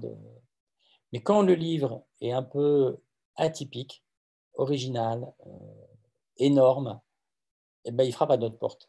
Voilà. C'est comme ça que le New Yorker est arrivé chez nous. C'est comme ça parce que personne ne voulait d'un livre de 500 pages qui faisait 5 kilos sur les dessins du New Yorker. Et nous, on a tout de suite adoré ce livre. C'est comme ça que plein de livres sont arrivés chez nous, que Economics est arrivé. Economics a été refusé par le Seuil parce qu'il ne faisait pas de bande dessinée à l'époque. Donc nous, comme je vous dis, avec les miettes des autres, on fait un festin. Je me rappelle aussi le grand livre rouge de Jung, un livre géant de 200 €, un livre incroyable. Bon, ça c'est le genre d'aventure que j'aime faire. Et M, ce qui nous a plu chez M, c'est le mélange entre le document et le roman. C'est à la fois un roman historique, c'était en prise avec l'histoire, et il y avait cette alternance extraordinaire dans le livre de passages de romans historiques et de passages dans lesquels il y avait les éléments des journaux d'époque, des rapports de lecture, des rapports de filature, etc., etc. Et en fait, j'ai un des grands artifices de narration qu'on connaît bien dans le polar, ce qui est que nous, on connaît le dénouement, mais les héros du roman ne les connaissent pas. Et c'est ça. C'est-à-dire que nous, on sait que Mussolini va avoir le pouvoir, mais les gens qui écrivent à l'époque les articles ne le savent pas, et les Italiens ne savent pas dans quoi ils sont embarqués. Et cette naissance du fascisme, j'ai trouvé ça fascinant. Dans le livre, donc on avait on a un rapport de lecture très fort. On a une éditrice qui s'est passionnée pour le livre. Moi, quand j'ai lu les premiers chapitres, je trouvais qu'il y avait un côté parfois un peu trop lyrique dans le livre. D'après ce que j'ai du chapitre du deuxième tome qui est déjà sorti, ces aspects-là ont été gommés et le livre est de mieux en mieux. C'est une aventure littéraire incroyable, hein. Il y aura 4 tomes de 800 pages. C'est fascinant. C'est comme si nous, on avait fait ça avec Pétain. Vous voyez, c'est un grand romancier français, un Noël Carrère, je sais pas, un Ruffin, qui s'était lancé dans une documentation de malade et avait fait voilà, la biographie de Pétain et comment est-ce que la France est devenue pétiniste. Et c'est une exceptionnelle entreprise littéraire et on est très heureux de le publier. On a réimprimé 3 fois, ce qui était très surprenant. On a eu une énorme presse, alors que nous, on n'est pas du tout dans la littérature, mais parce que l'écho du livre était très grand. Mais ma fierté, c'est ça. Et mon autre fierté, c'est le livre qui est derrière vous, Underland. J'allais en parler, justement. Qui est un livre magistral. C'est un choc de lecture exceptionnel. Et je le dis d'autant plus que j'ai mis du temps à rentrer dedans, parce que c'est un écrivain voyageur qui s'appelle Robert Macfarlane, qui a publié plusieurs livres. Je crois qu'il est à son 5e livre en Angleterre. Il est très célèbre en Angleterre, parce qu'en plus, il est beaucoup suivi sur les réseaux sociaux. C'est compliqué de savoir. C'est un mélange de Sylvain Tesson pour quelqu'un qui a un côté voyageur. Donc, il y a ce côté-là. Il y a énormément de savoir littéraire, scientifique chez lui, beaucoup plus que chez Tesson. Il y a un énorme... et il y a un travail de malade, c'est-à-dire qu'il travaille 4-5 ans sur un livre. Et il avait publié un livre que moi j'aimais beaucoup, qui s'appelle les Always, qui est un peu l'équivalent des chemins noirs de Tesson. Il avait pris les chemins creux en Angleterre. Et c'est un livre d'une très grande poésie, mais on a hésité, un livre anglais, etc. Et puis il a sorti Underland. Et Underland, c'est 9 ans d'expérience. Les sous-terres, les usines sous terre, les galeries sous terre, les catacombes, les grottes, etc. etc. Et on a une éditrice chez nous qui a adoré le livre, qui nous a fait un tel rapport de lecture. Et moi, à l'époque, je n'ai lu que quelques pages, parce qu'il était trop vaste, il fallait le prendre assez rapidement. Il commençait à avoir beaucoup de succès en Angleterre. On a pris le livre. Et quand la traduction est arrivée, moi, c'est un livre qui m'a désorienté. J'ai commencé à lire le livre et je n'ai pas osé dire à l'éditrice que je trouvais ça très dur à lire et un peu décevant, parce qu'il il a un vocabulaire ultra précis, ce qui fait que sur chaque page, il y a peut-être 3 ou 4 mots que vous ne connaissez pas. C'est rare, en fait, dans un livre, d'avoir tant de mots qu'on ne connaisse pas pour un lecteur aguerri. Et je trouvais ça un peu précieux, je n'arrivais pas à comprendre et tout. Mais après, le confinement est arrivé, on était occupés partout, on a sorti le livre. Et un week-end de septembre, je me suis dit, il faut quand même que je lise. Je vais publier j'édite ce livre, je ne l'ai pas lu encore, c'est pas possible. Et je vais dire, je vais le lire en diagonale et tout. Donc, je me suis mis à 4 heures un samedi et j'ai lu jusqu'au lendemain. C'est un choc de lecture exceptionnel. C'est un livre magistral. Là, et tous ceux qui passent les premières pages, c'est un livre inouï. Et vraiment, Macfarlane, je vais publier toute son œuvre. Et c'est un vrai choc. Et ça, c'est des petits pas dans la littérature. Mais c'est ce genre de livre un peu hybride aussi, parce que c'est un livre à la fois littéraire, de savoir, de nature. Moi, j'aime bien le côté livre inclassable. Et qui interroge notre rapport à la société, à ce que nous cachons, à tout ce qui est enfoui en réalité dans notre société. Donc, exactement. Exactement. Et d'ailleurs, j'ai vu que vous aviez publié aussi un livre de jeunesse, Les mots perdus. Oui, de lui, parce que c'est un très beau livre. En fait, il s'est rendu compte que le Oxford pour les enfants, l'équivalent du Larousse pour le primaire ou du Robert pour les enfants, évidemment, avait supprimé un certain nombre de mots qui étaient les mots de la nature, tout simplement parce que pour les enfants, aujourd'hui, vipère, martin pêcheur et tout, ça ne dit plus rien. Et donc, il a pris ces mots perdus et il en a fait des poèmes qui ont été illustrés par fait des aquarelles avec enluminés. C'est des livres très beaux. Et c'est un livre qui s'est vendu à 200 000 exemplaires en Angleterre. Bon, c'est beaucoup plus dur en France parce que c'est des poèmes à traduire, c'est compliqué et c'est un livre un peu intellectuel, mais c'est un très très joli livre, un livre d'émerveillement. Neil McFarlane, je suis un inconditionnel, donc j'ai tout publié de lui. On en est ravis. Justement, je reviens sur ce petit pas de côté avec l'enfant du siècle. Est-ce que vous allez aller vers un petit peu plus de littérature, alors pas blanche, parce que là, en l'occurrence, ce n'est pas le cas, mais de littérature un petit peu plus française, ou c'est pas du tout dans les projets? Honnêtement, ce n'est pas dans les projets. Peut-être qu'un jour, j'aurai une rencontre avec un éditeur ou une éditrice où voilà, il se passera, on connectera comme on a connecté avec Aurélien. Mais je ne suis pas très... Enfin, ce n'est pas une priorité parce qu'en plus, il y a cette association avec l'Iconoclaste qui fait très très bien ce travail-là. Et j'aime pas qu'on soit en concurrence parce qu'en plus, elle va gagner. Donc, ça m'énerve. Très bien. Je reviens sur quelque chose qui m'interpelle par rapport au manuscrit. J'imagine que vous en recevez alors qu'au final, vous n'en retenez que très peu, puisque je pense que la plupart des documents ou des livres que vous allez publier sont souvent des commandes. Quel est ce rapport-là avec les manuscrits? On a très peu de commandes. D'accord. Ça aussi, on a presque un comportement d'éditeur de littérature. Alors, on a beaucoup de synopsis qui nous arrivent, de projets, de livres qui ne sont pas encore écrits. Mais sur une année, il y a peut-être 10% de commandes, d'idées que nous avons eues. En fait, c'est beaucoup d'idées que l'on reçoit et que l'on transforme avec l'auteur ou avec les auteurs. Mais je considère que je ne suis pas très à l'aise avec la commande. Et c'est un peu étrange en matière de documents, mais c'est plutôt des projets qui nous arrivent. Et je trouve que ce qui est intéressant, c'est quand il y a cette espèce d'osmose entre le projet et l'éditeur. C'est pour ça ou l'éditrice, c'est pour ça qu'on en reçoit beaucoup et qu'on en prend peu. Et on prend à chaque fois des livres dans lesquels on sent qu'on peut avoir une valeur ajoutée importante.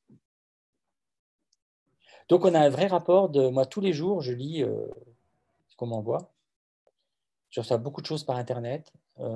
Maintenant que depuis 6 mois, enfin 4 mois, j'ai décidé d'expliquer un peu notre métier sur les réseaux sociaux avec un compte Instagram et Facebook et un compte très marginal, mais dans lequel je poste des petites histoires qui me paraissent importantes de raconter parce que je voulais que sur Internet, sur les réseaux sociaux, il y a un peu l'envers du décor d'une maison d'édition. Ça me paraissait important. Et là, je reçois beaucoup de projets par ce biais-là. Et j'essaie de répondre à tout le monde. Mais je ne prends pas... il faut qu'on soit très sélectif. Parce que sinon, on deviendra un éditeur comme les autres. Et justement, par rapport à ce projet-là, comment ça se matérialise au final, puisque j'imagine qu'un synopsis ne suffit pas pour vous convaincre. Jusqu'où est la limite? Un synopsis, on voit si pof, on sent qu'il y a quelque chose qui... Et si l'auteur traite mal le sujet derrière, est-ce qu'il l'écrira Non, mais on a un travail. Après, vous avez un travail pas à pas. C'est-à-dire qu'un éditeur chez nous va suivre une éditrice, il y a des éditeurs qui peuvent publier que 3 ou 4 livres par an. Donc, avec 52 semaines, bon, ils prennent des vacances, mais ça fait beaucoup de travail, beaucoup de travail. Donc, il y a un accompagnement pas à pas. Non, on travaille beaucoup avec les auteurs. Ça, c'est notre marque de fabrique. Et par rapport au nombre de publications par an, est-ce que vous avez un certain quota ou au contraire, vous vous laissez porter par Moi, c'est un quota par éditeur. C'est un quota par éditeur. Et comme aujourd'hui, on a beaucoup d'éditeurs, peut-être plus que... Si tous les éditeurs se mettaient à publier 10 livres par an, ça serait trop. Donc, on est obligé de les restreindre.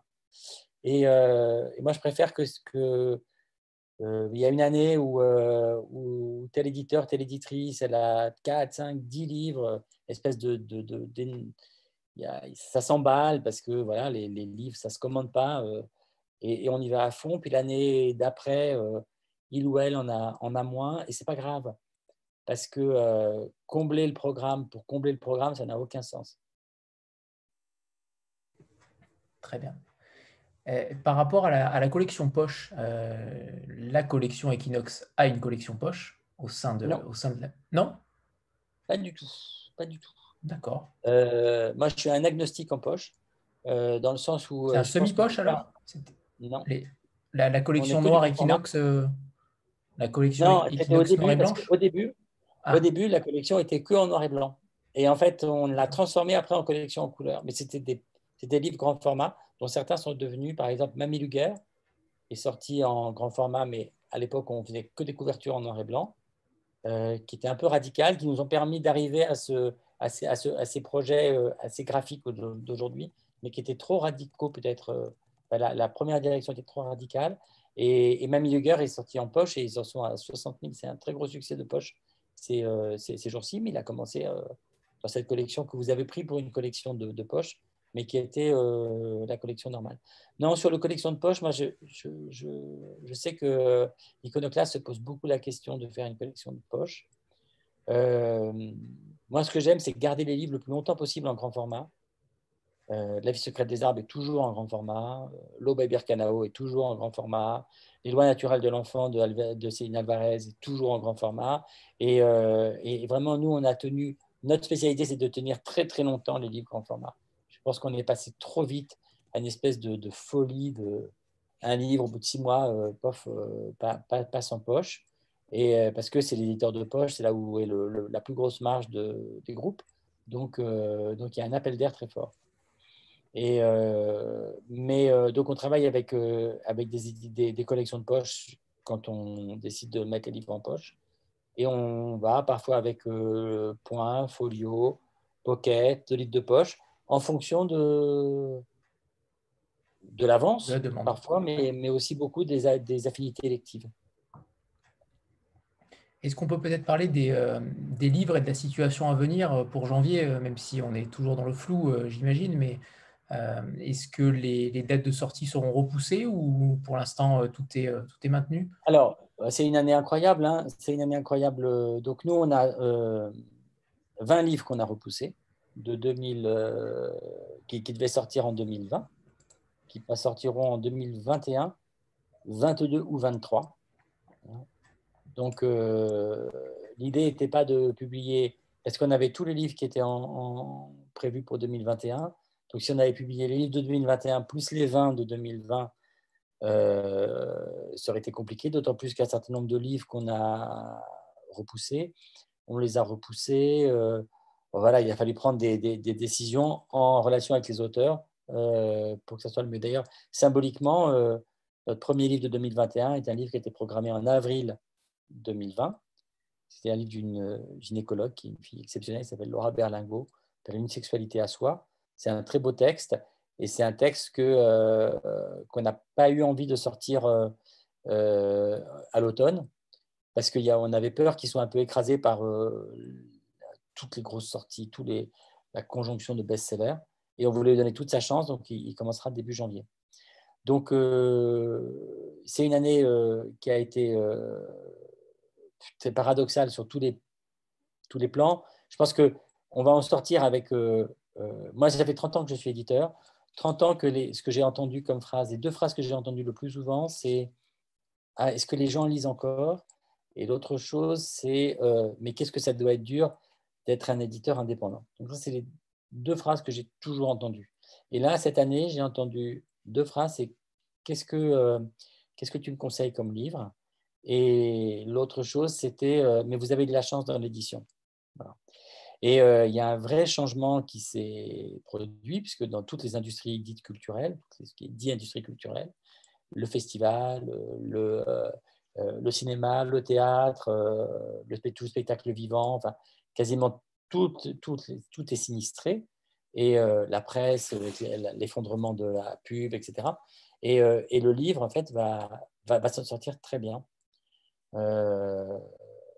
Alors, avec évidemment des contrastes, parce qu'il y a des tas de livres qui sont tombés au champ d'honneur, des livres qui sont sortis au mauvais moment. Il y a eu une polarisation sur les best-sellers monstrueuses à l'automne, plus forte que jamais. Il y a eu plein de manques. Mais les libraires indépendants font des records de vente aujourd'hui, hein, c'est impressionnant.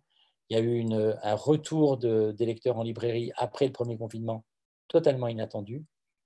Moi, j'étais dans les réunions avec les confrères et les distributeurs et les libraires. Et les libraires s'attendaient à avoir 30 à 40% simplement de leur chiffre d'affaires.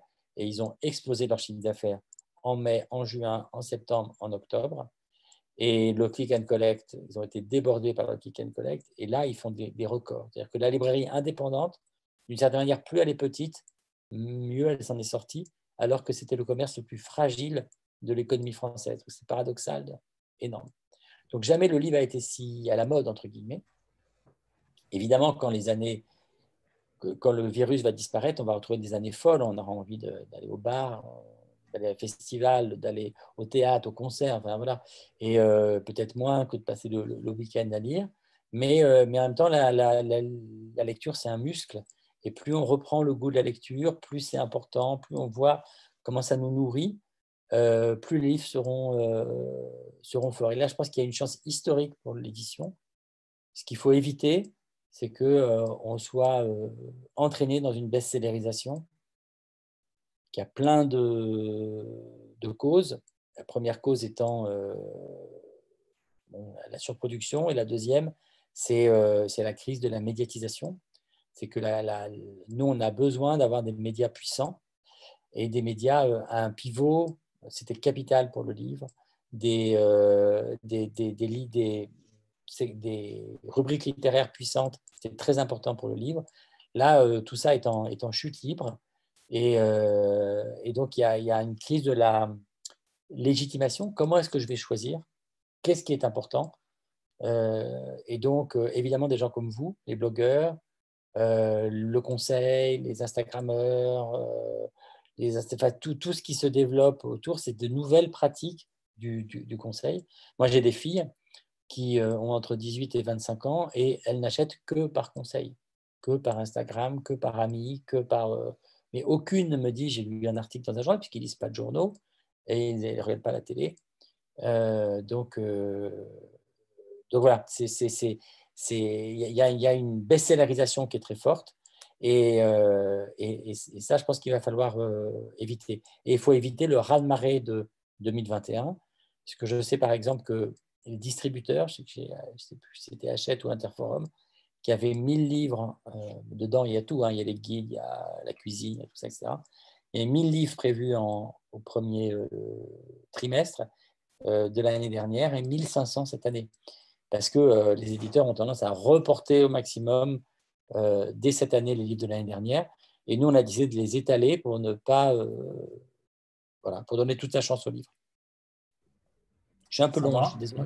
Non, non, pas du tout, Laurent. Et au contraire, je pense que même les éditeurs profitent aussi de la vague pour publier davantage, alors qu'à mon sens, il faudrait au contraire publier moins pour éviter... Oui, parce qu'il y a vraiment... Le premier confinement a été assez merveilleux pour les éditions, parce que beaucoup de libraires nous disaient que les projets qu'ils avaient en août, septembre, ils étaient peaufinés comme jamais, ils étaient aboutis, ils étaient très forts.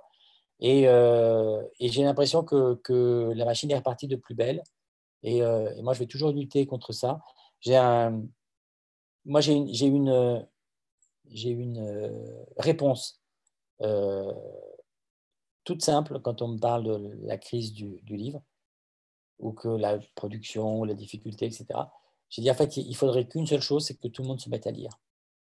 C'est qu'il faut des livres que les éditeurs aient lus. Je vous ai dit qu'Underland, je ne l'avais pas lu, mais mon éditrice l'a lu et relu 10 fois. Et tous les livres qui sortent sont des livres qui sont lus. Je peux vous dire que je connais beaucoup de maisons d'édition, et parfois des très grandes, dans lesquelles j'ai des auteurs ou des autrices qui me disent, j'ai donné ma BD, où j'ai donné mon mon fichier et voilà, c'est sorti tel quel sans que personne ne l'ait lu. Les représentants doivent lire les livres. Évidemment, quand vous avez 300 livres, comment est-ce que vous pouvez lire 300 livres? Nous, on a une équipe de représentants qui ne vend que nos livres. Donc, qui a 80 livres à lire dans l'année, sur 12 mois. Donc, ils les lisent tous, ou ils se répartissent la lecture, ils en lisent une partie, l'autre, et ils sont toujours au moins la moitié à avoir lu entièrement les livres.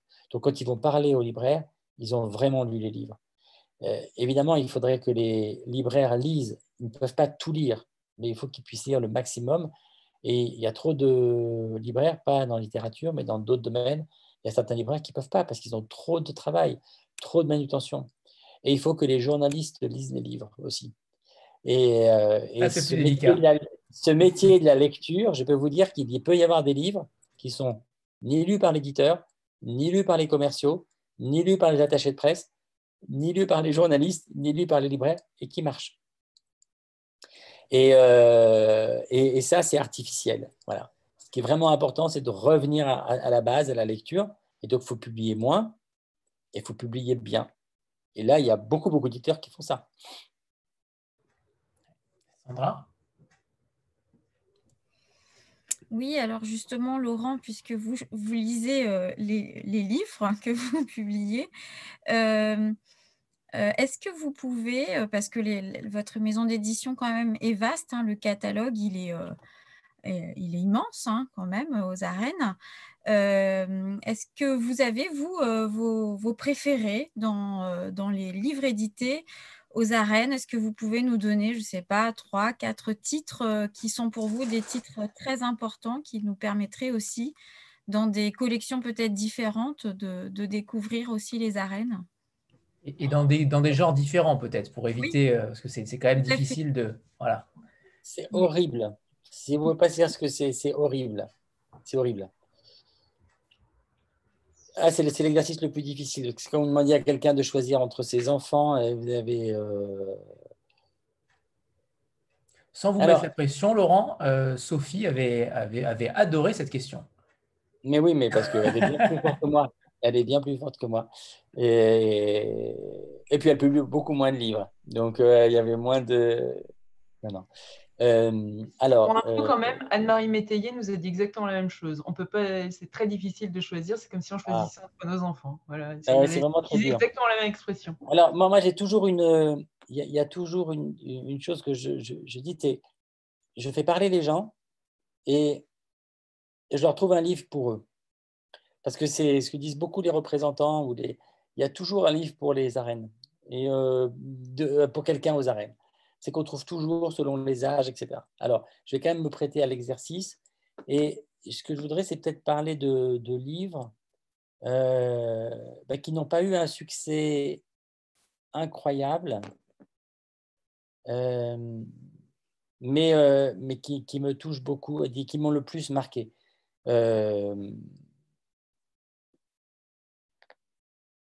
Alors, c'est un livre que j'ai publié chez Plon, mais dont j'ai republié. Alors, je vais vous donner plusieurs livres.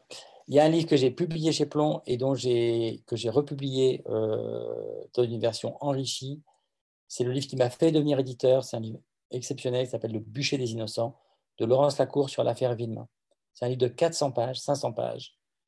Je me défie vraiment de commencer à le lire et de ne pas le finir. C'est ce qu'ont vécu ce couple est effroyable et vous allez voir cette mécanique judiciaire et médiatique qui s'est mis en place. C'est extrêmement bien raconté, c'est plein de détails, c'est très humain, c'est un livre bouleversant et pour connaître maintenant bien les Villemain qui sont devenus des amis, qui font partie des gens que je mets dans mon panthéon des peut-être 3 ou 4 personnes les plus impressionnantes que j'ai vues de ma vie.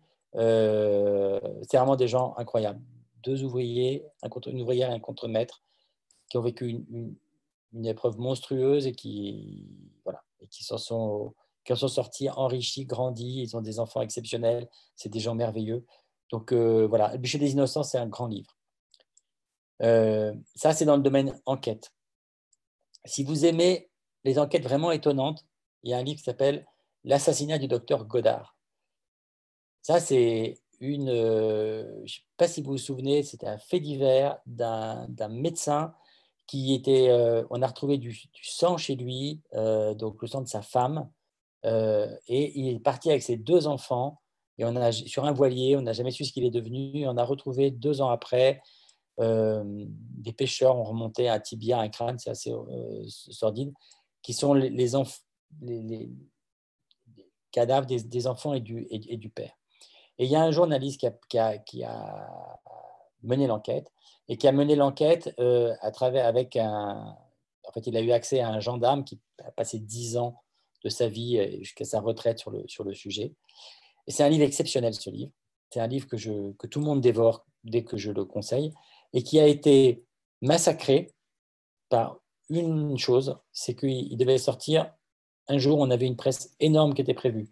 Il y avait la une du Parisien, le journal de France 2, Le Monde. Enfin, c'était un truc incroyable. Et Steve Jobs a eu la mauvaise idée de mourir ce jour-là. Et tout a été annulé.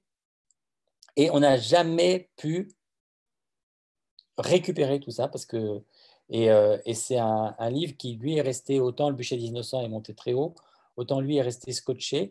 On a dû en vendre 6 ou 7 000, mais c'est un livre que je conseille souvent parce que c'est un super livre. Ils sont tous les deux en collection un petit peu. On a fait des collections un peu moins chères, ou des éditions, pas une collection, mais un peu moins chères, autour de 12-15 euros. Et c'est vraiment 2 super livres. Ça, c'est le côté enquête.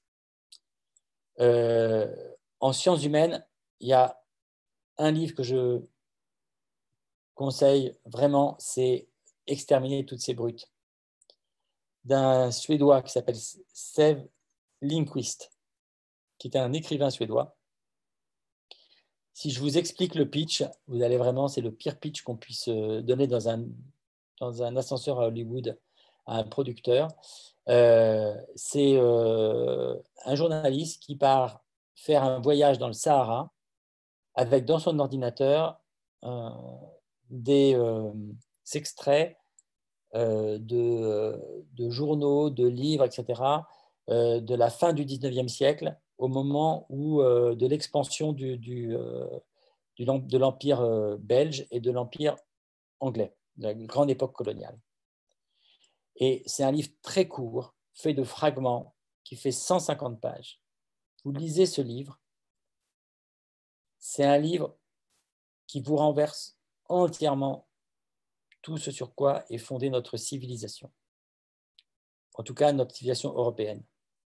Ce que montre ce livre, qui est super bien écrit, et on comprend au fil du temps pourquoi est-ce qu'il y a ce récit de voyage qui parsème le livre, de petits éclats, c'est que à la fin au milieu du 19e, les Européens ont découvert en fait le fusil à répétition. Et ils ont pu, au lieu d'avoir un fusil dans lequel on tire, il faut recharger, remettre de la poudre et retirer, ils ont pu faire ta. Et donc, les Belges, les Anglais, les Français ont eu, dans l'expansion coloniale, une supériorité monstrueuse. Et d'ailleurs, quand Wells a écrit, vous savez, l'histoire, le premier livre de science-fiction, c'est la planète Mars qui débarque avec une espèce de puissance, civilisation supérieure qui débarque à Londres. En fait, c'est Wells voulait faire comprendre aux Anglais ce que vivaient les Africains. C'est-à-dire vraiment que l'Europe est arrivée avec une supériorité monstrueuse. Et ils pouvaient faire tous les cartons et rentrer où ils voulaient. Personne ne pouvait les atteindre. C'était plus de la guerre, c'était du massacre. Et il y a eu une tentation, qui est la tentation de l'homme nouveau. Il y a eu la tentation de se dire, en fait, ces pays sont sublimes, il y a des richesses incroyables. Le seul problème, c'est qu'il y a des sauvages qui habitent et on va les tuer, on va les massacrer et derrière, on va faire renaître un homme nouveau, peut-être africain, mais un homme nouveau, chrétien, occidental, etc. J'ai l'air comme ça, mais quand vous lisez les articles, quand vous lisez les textes de cette époque-là, c'est fascinant. Et d'ailleurs, Hannah Arendt, quand elle va faire les origines du totalitarisme, les origines du nazisme, elle revient sur l'expansion coloniale. Et nous, nous avons une vision un peu irénique de la colonisation, en disant on a apporté l'éducation, on a apporté le chemin de fer, on a apporté, il y a toujours cette idée, il ne faut pas se lamenter, etc. En fait, on comprend ce qui s'est passé à ce moment-là et on comprend d'où vient notre impensée de supériorité qui fait que dans n'importe quelle civilisation, vous avez quelqu'un de noir qui arrive et on a l'impression qu'il est un être inférieur. Et ce livre est un livre exceptionnel. Vous lisez ce livre, vous êtes transporté. C'est un très, très grand livre. Et tout le monde peut le lire. C'est très facile à lire. C'est un grand styliste. Et je n'ai jamais vu un livre avec une telle économie de moyens et aussi fort. Là, on le réimprime tout le temps. Il doit être à 20 000 exemplaires maintenant. On en vend quelques centaines par an. Je réimprimerai jusqu'à ce que jusqu'à la fin, toujours. C'est un très, très grand livre. Ça, c'est un essai. Voilà 3 livres un peu méconnus et qui sont intéressants. Maintenant, alors, en polar, il y a un livre que j'ai adoré qui n'a pas eu beaucoup de succès, qui s'appelle « C'est mon corps », qui est un superbe tout petit livre qui se passe à Boston. Et c'est un livre, comme on a vu plein de fois, c'est une gamine qui est un peu chez elle, elle n'a pas d'amis, elle est un peu timide, etc. Et elle veut se faire amie d'un groupe de bad boys. Et ça va mal se terminer pour elle, mais le stylisme, c'est un auteur qui a découvert Aurélien, c'est très très fort. Maintenant, si vous voulez du bon polar, dans lequel vous apprenez plein de choses, Étoile du Nord qui est derrière, c'est très bien. Enfin, il y a plein de choses en polar. Quasiment Equinox, il y a beaucoup de très bons livres. En éducation, le livre, c'est Les lois naturelles de l'enfant de Céline Alvarez. Ça, Céline Alvarez, c'est magique. Fille exceptionnelle, une histoire exceptionnelle, grande auteure des arènes. Elle était inconnue, elle vivait avec le RSA parce qu'elle a quitté l'éducation nationale volontairement pour mettre en place tout un site de vidéos, etc. Quand je l'ai rencontrée, je suis rentré le soir et j'ai dit à Sophie, justement, j'ai dit plus tard, on dira les arènes, c'est vraiment l'éditeur de Céline Alvarez. Et je le pense encore. Et ça c'était les lois naturelles de l'enfant, c'est génial. Et la BD La BD. La BD, il y a tellement de choses bien. La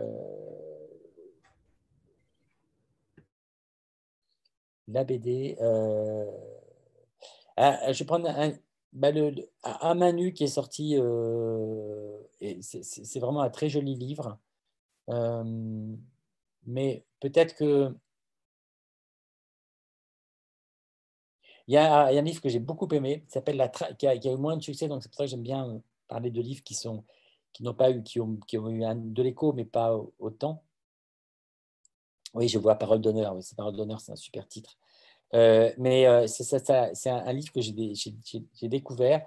Ça s'appelle La tragédie brune. En 1930, au début de 33, au début du nazisme, il y avait un Français qui était un journaliste, peut-être un tout petit peu espion, d'ailleurs, c'est ce qu'on pense, qui était un journaliste qui parlait très bien allemand et qui était le cousin germain du maréchal de Leclerc. Vous savez, après, comme maréchal Leclerc, il s'appelait de Haute-Cloque, son nom de Leclerc, c'est un nom de guerre. Et donc, il y avait un journaliste qui s'appelait Haute-Cloque et qui travaillait pour des journaux un peu toute cette mouvance de journaux qui explosaient dans les années 30 autour de Vue, enfin bref, toute une série de journaux très visuels, etc.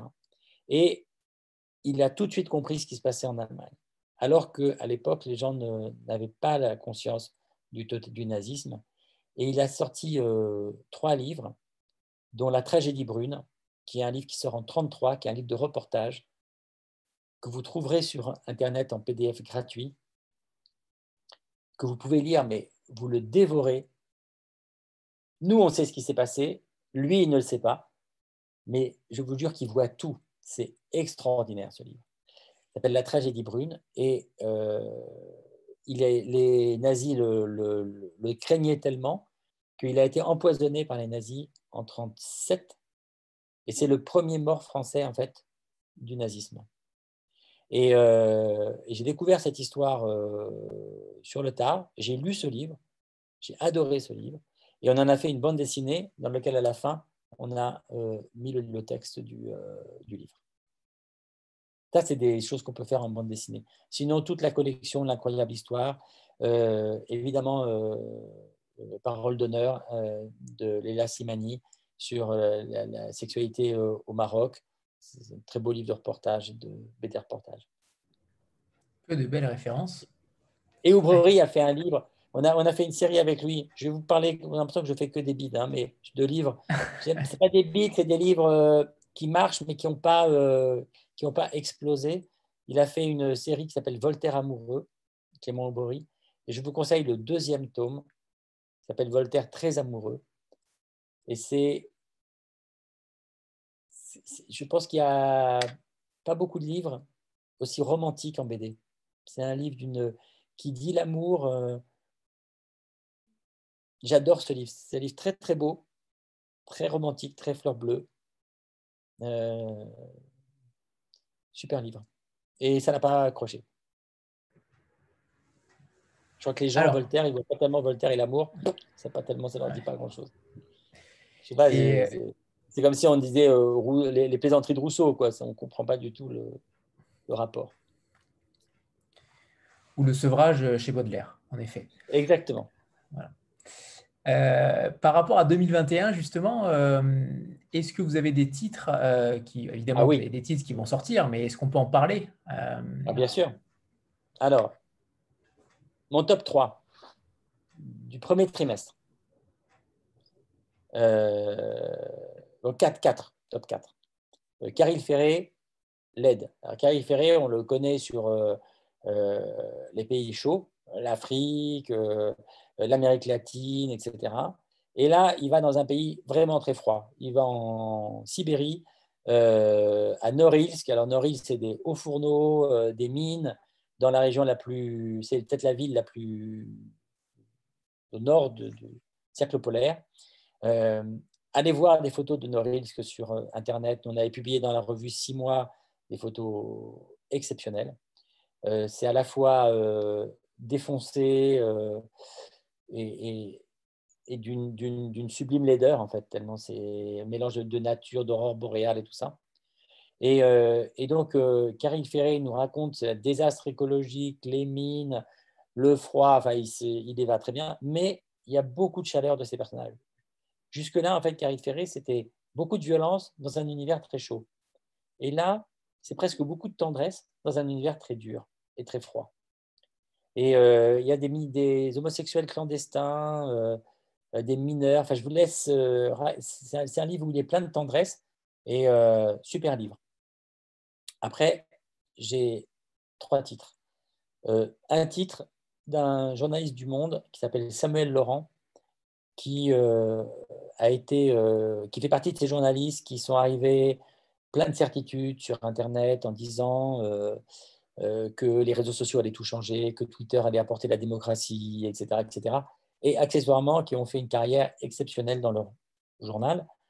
Et Samuel Laurent, c'est ça, c'est parce qu'il maîtrisait Twitter. Il a 160 000 followers sur Twitter et il a fait partie des stars de ce réseau, très cinglant, drôle, pédagogique, etc., toujours branché sur Twitter. Et c'est lui qui a créé un groupe qui s'appelle les Décodeurs. C'est une rubrique du Monde de fact-checking pour essayer de dire, face à toutes les fausses informations, on va vérifier. Et il se trouve que il s'est un peu emballé lui-même, il a sans doute fait des erreurs, il est rentré et il s'est pris dans la figure toute la violence d'Internet, toutes les vagues successives. Alors la gauchosphère, la fachosphère, la manif pour tous sphère et la République en marche sphère, parce que c'est une chose qu'on ne sait pas, mais il y a un réseau hyper organisé, hyper violent du côté animé par l'Élysée, en tout cas du côté de la République en marche, sur Twitter. Et il en a pris tellement de violence qu'il en a fait une dépression, il a arrêté et il a décidé de redevenir journaliste de base, journaliste de reportage en dehors d'Internet. Et il raconte dans un livre qui s'appelle « J'ai vu naître le monstre », avec beaucoup d'intelligence et beaucoup de justesse, avec ce qu'il faut de témoignages personnels, mais ce n'est pas le récit de son histoire avec sa dépression et tout ça, etc. C'est beaucoup plus subtil que ça. Mais comment s'est développé ce réseau, la puissance du réseau, parce que le MeToo, tous les mouvements contre le racisme, etc. Et en même temps, ce que c'est devenu, c'est-à-dire un truc complètement biaisé, et dans lequel, malheureusement, en fait, les journalistes et les politiques sont obsédés par Twitter parce que c'est là où ils ont l'impression que naissent les mouvements d'opinion, qu'on a le pouls de l'opinion. Et quand il dit « j'ai vu naître le monstre », c'est-à-dire qu'en fait, on se rend compte qu'aujourd'hui, c'est là où Twitter qui donne le là. C'est qu'en dehors de l'agenda politique, c'est-à-dire quand il y a le Covid, des choses comme ça, etc., mais ce qui fait qu'on va donner la parole à quelqu'un, ce qui fait qu'un sujet devient un scandale ou devient une histoire, en fait, ça se trouve sur Twitter avec des biais et des manipulations qu'il met à jour, avec aussi un biais qui est très fort sur les réseaux sociaux, qui s'appelle l'indignation vertueuse. C'est-à-dire, en fait, ce qui marche sur Twitter, c'est de s'indigner. Mais on s'indigne, en s'indignant, en fait, tout le monde s'indigne contre le racisme quand on est antiraciste, tout le monde s'indigne contre les théories du genre quand on est un catho intégriste, tout le monde s'indigne. Chacun qui, dans son monde, s'indigne contre autre chose et va chercher même une petite vidéo vue par 200 personnes pour en faire un objet d'indignation et qui devient viral. Et ce mécanisme de l'indignation vertueuse, il est très très fort sur les réseaux sociaux et il le raconte très bien. Donc ça, c'est un livre qui va faire événement. J'ai vu naître le monstre. Et après, mes deux chouchous, je vous ai parlé de Coco, dessiné encore au mois de mars. Ça, franchement, achetez-le, mais les yeux fermés, et je vous rembourse si vous ne l'aimez pas. Ça, je peux vous le dire, parce que c'est vraiment... Voilà. C'est vraiment un très beau livre. D'ailleurs, Laurent Muller nous l'a envoyé en disant, pendant le confinement, il m'a dit, c'est le plus beau livre que j'ai publié, j'arrête de publier, je ne pourrais pas faire mieux.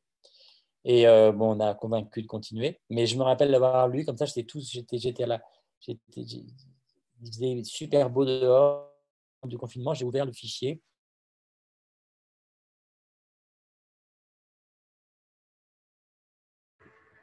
On ne vous entend plus, Laurent. À la fois. Et mon chouchou, est-ce que ça. Attendez, ça marche là? Ça marche, c'est bien ou pas? Vous m'entendez? Oui, c'est bon. C'est bon, c'est mieux. Et mon chouchou, c'est un livre pour des raisons liées aux arènes. Non, là, ça ne remarche plus. C'est un livre de Patrick. Alors, essayez de sortir et de me reconnecter. C'est bon. Non, c'est bon, Laurent. C'est bon, voilà. Parfait. Patrick Exupéry, c'est mon frère en édition. Donc, c'est un journaliste au Figaro qui était grand reporter. Il a tout, le prix Albert Londres, le prix Bayeux des reporters, un gros baroudeur. Et quand il était journaliste au Figaro, il a fait des articles très retentissants sur le génocide des Tutsis au Rwanda. Donc, il était témoin, et sur l'implication de la France du côté des génocidaires. Ça a fait tellement sensation, surtout dans le Figaro à l'époque, qu'il y a une mission d'information parlementaire qui a été créée.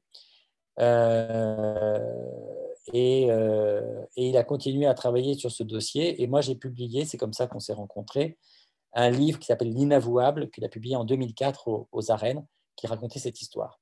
On est devenus amis et on a eu ensemble cette aventure exceptionnelle qui a été 21 et 6 mois, donc 2 revues de reportage en texte, en dessin, en photo et pour 6 mois qu'en photo, qui a été la plus belle chose que j'ai faite de ma vie professionnelle. C'était une aventure exceptionnelle, humaine, avec une équipe de jeunes journalistes. On a fait travailler des centaines de jeunes gens. On a donné leur chance à plein de gens. On a fait 3 éditions de festivals avec 5000 personnes pendant 3 jours. On a couvert les librairies, la France, de choses. Et puis après, on a eu ensemble le projet de faire un hebdomadaire qui s'appelait Hebdo, qui était un très gros échec. Et Hebdo a entraîné cette filiale en liquidation. Et donc, Patrick n'a plus de boulot. Et il a décidé de revenir à la base du journalisme. Et il est parti faire un grand reportage au Congo. Donc, ça s'appelle La Traversée. Il part de Kigali, qui est là au Rwanda, pour aller à Kinshasa, qui est la capitale de la République démocratique du Congo. Le Congo, c'est la République démocratique du Congo. Si vous la plaquez le Congo sur l'Europe, ça couvre toute l'Europe. C'est un pays continent. Et en même temps, c'est couvert de mousse, comme on dit, c'est-à-dire de forêts inextricables. Les conditions sont dantesques et personne ne traverse le Congo. Il faut en avion, mais jamais en moto, en barge, à pied. Et c'est ce qu'il a fait. Il l'a fait parce qu'il voulait retrouver en fait toutes les traces d'une histoire qui, après le génocide des Tutsis, eh bien, il y a 200 000 Hutus, donc beaucoup de génocidaires, qui ont traversé la frontière, qui ont été à Goma, et après qui ont rejoint les troupes du général Mobutu, qui dirigeait le pays à l'époque.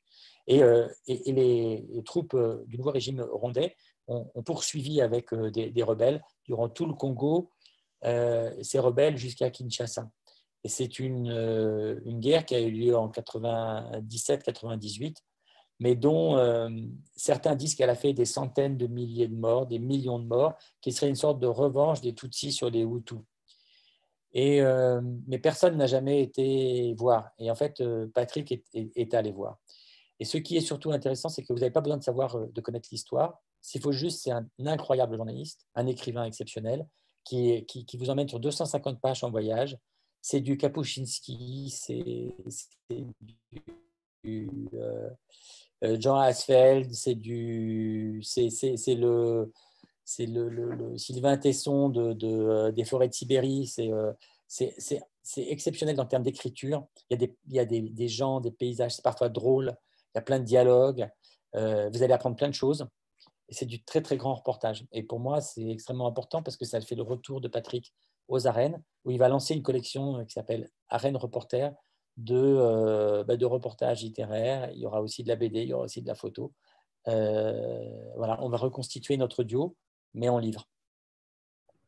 Voilà mes trois ou quatre chouchous. Mais ça m'embête parce qu'il y a plein d'autres livres que j'adore.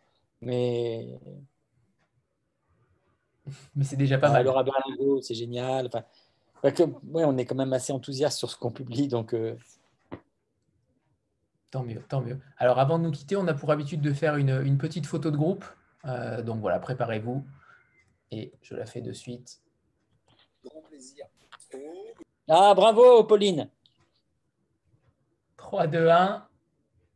Ah, merci. L'enfant, la taupe. C'est trop beau. M, génial. Super, c'est noté. C'est bon. Merci, Laurent. Il est temps merci à tous. Et si vous voulez poursuivre, n'hésitez pas sur Instagram ou Facebook. Je réponds. Voilà. Parfait, parfait. Merci beaucoup, Laurent. Merci infiniment pour cette rencontre et votre temps. Merci. Merci. Au revoir. Merci. Et à très bientôt. Au revoir tout le monde. Merci beaucoup, Merci bonne beaucoup, soirée. Laurent. C'était passionnant. Merci, Laurent.